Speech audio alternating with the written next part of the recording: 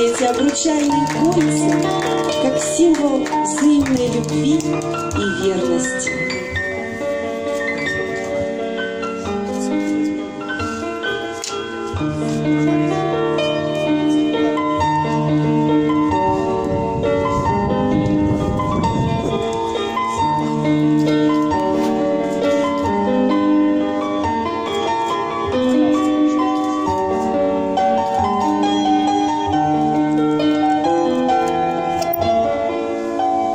Нале, можешь садиться на свой стульчик. Спасибо тебе большое.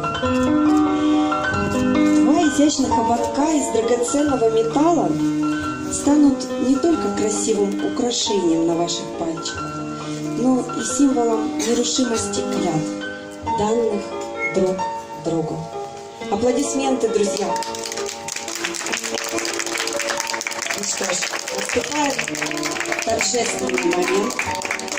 Дорогие гости, родные и близкие друзья,